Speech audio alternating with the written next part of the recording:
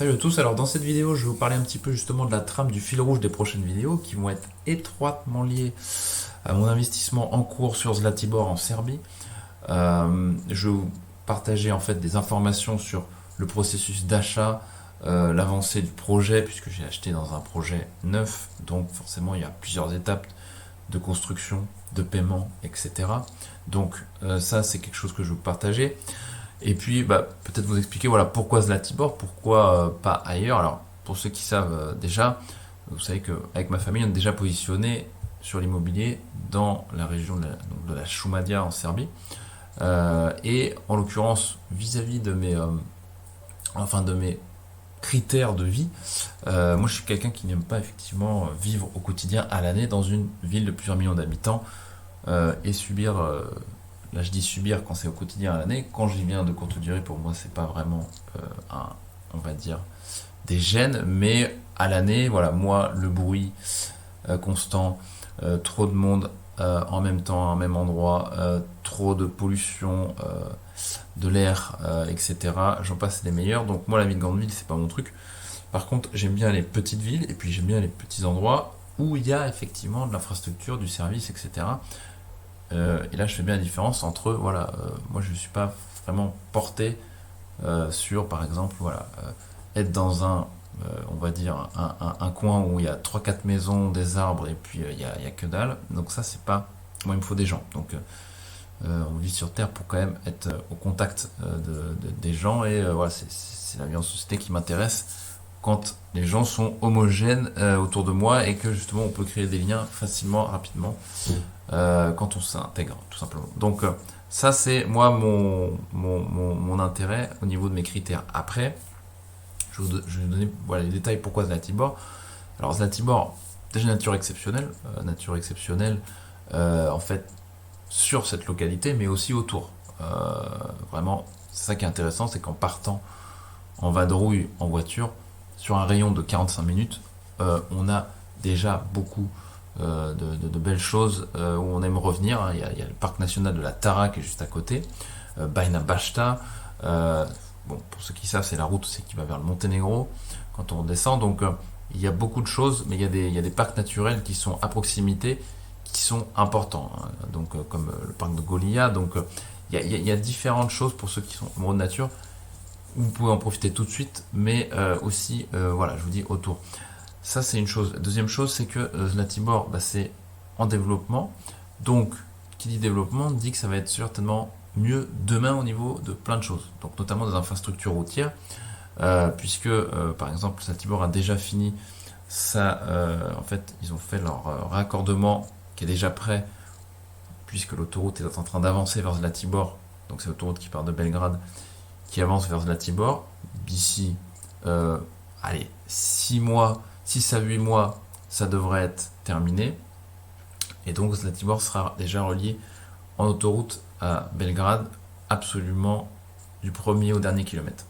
Donc ça pour moi c'est important, et c'était important pour moi de me positionner avant que cet investissement se termine, mais cet investissement qui va continuer sur 2 ans pour rejoindre la frontière du Monténégro. Donc pour moi ça c'était un critère important, puisque j'ai déjà eu l'expérience de stations de ski qui ont été effectivement reliées à une autoroute en fait voilà il y a quelques années, et j'ai vu l'évolution des prix au mètre carré qui était sensiblement de 30 à 50%.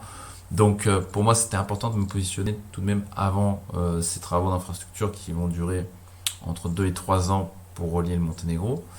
Donc ça c'est bien. L'autre chose, c'est que déjà actuellement, au niveau des trajets, en fait, c'est un endroit qui est un carrefour entre Sarajevo, Belgrade et l'autre capitale du Monténégro, Podgorica.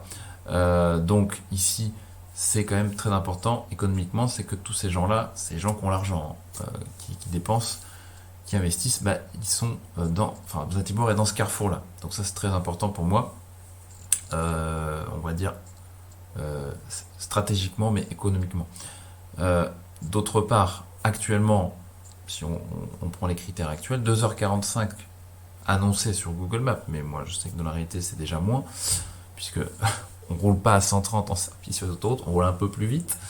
Mais disons que voilà, on est déjà à moins de 3 heures de Belgrade en autoroute de Zlatibor, et la dernière portion qui est en train de se construire, qui avance vers Zlatibor, bah, va encore raccourcir, donc on sera à environ 2h10 de Belgrade. C'est vraiment superbe, avec une autoroute toute neuve, des tunnels magnifiques et des ponts, etc.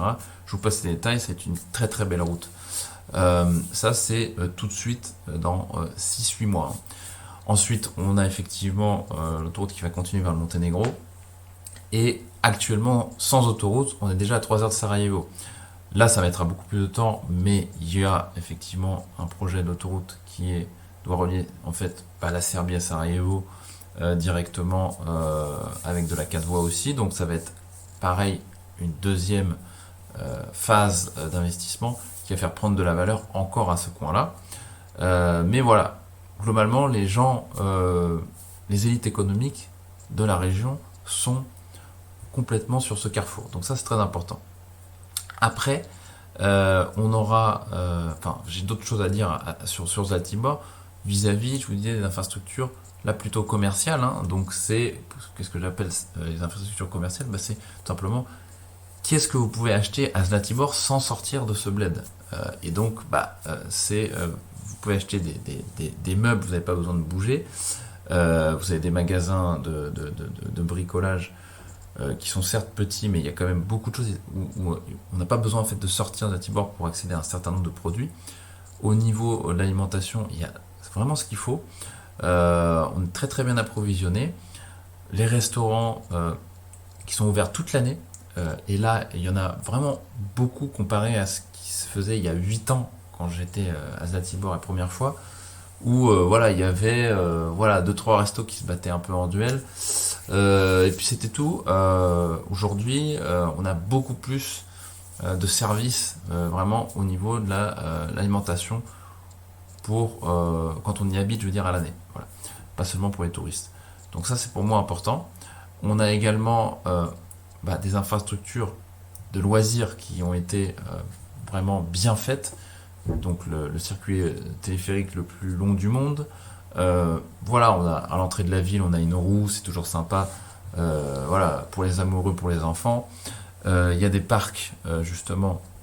Alors vous savez en France comment ça s'appelle les parcs pas aquabranche, acrobranche. Voilà, où on peut faire des parcours dans les arbres, dans les forêts. Ça c'est sympa. Donc voilà, il y a différentes activités. Il y a aussi un village qui est assez sympa, qui en fait au niveau du contexte, c'est comme un western si vous voulez. On a des petites, c'est l'ambiance western avec il y a un cow-boy dans le village, etc. Enfin, l'idée c'est de vivre un petit peu cette ambiance-là dans un village qui est juste à côté. Enfin voilà, il y a beaucoup de choses assez atypiques qui sont proposées à Zlatibor. Et ce qui est intéressant, c'est qu'il y a du tourisme toute l'année. Donc tous les week-ends, ça vit à fond, puisqu'en fait tous les citadins déboulent le vendredi, ça part à 14 h en voiture. Et voilà, les gens souvent, les week-ends sont passés ici pour ceux qui habitent en ville. Donc il y a plusieurs rythmes dans la semaine, puis après forcément c'est plus calme le reste de la semaine. Et bien sûr, après, comme c'est une station de ski, bon bah forcément, vous imaginez bien que de décembre à mars-avril, bon bah là ça bat son plein. Mais même le reste de l'année, il y a des gens qui passent toujours, puisqu'en fait ça revient à ce que je vous disais au niveau de la route, c'est que c'est une belle escale aussi pour ceux qui veulent aller vers Belgrade et d'autres endroits en fait entre la Serbie et le Monténégro, mais aussi pour aller vers la Bosnie-Herzégovine. Donc ça c'est la particularité de Zlatibor. Donc, tout ça pour dire qu'il y a des infrastructures qui permettent d'y vivre à l'année sans sortir, sans aller voilà, très loin en voiture. Bon, il y a par exemple un grand Lidl dans Zlatibor, donc c'est pas. Voilà, c'est une petite ville. Voilà, tout ça pour vous dire que c'est une petite ville. Moi, je me suis positionné aussi dans cette perspective-là à Zlatibor d'avoir quelque chose qui va prendre de la valeur vis-à-vis des années qui vont passer par rapport aux travaux d'infrastructure routière, mais également, comme vous savez, il y a la Serbie qui a été sélectionnée Belgrade avec Expo 2027 Donc c'est une compétition internationale qui est souvent gagnée par des villes de la stature de Milan, New York, Paris, Dubaï, etc., Barcelone, je vous en passe, c'est des meilleurs. C'est la première fois quasiment qu'une ville d'Europe centrale du sud, voilà, du sud-est se retrouve ici dans cette compétition et qui a été sélectionnée. Donc en fait, il y aura beaucoup de choses. La Serbie va vraiment se faire découvrir littéralement par une clientèle internationale grâce à cet événement-là, qui est très très très connu. Donc voilà ce que je pouvais vous dire sur cette vidéo. Voilà, vous donner un petit peu mes choix, mes critères en tout cas pour expliquer le fait que je me suis positionné sur Zlatibor. Voilà, vous le savez, ma base en Serbie, c'est voilà, la Šumadija, Zlatibor, c'est là où je me trouve. Et je vous donnerai voilà, les détails un petit peu de cette avancée sur le projet de la résidence, etc. Ce sera, je pense, des informations qui vous intéresseront pour ceux qui veulent investir dans le neuf. Et actuellement, sur l'immeuble où je me suis positionné, on a 60% des lots qui sont vendus alors qu'on est seulement sur la première phase de construction. Donc voilà. Je vous laisse là-dessus et je vous dis à très vite.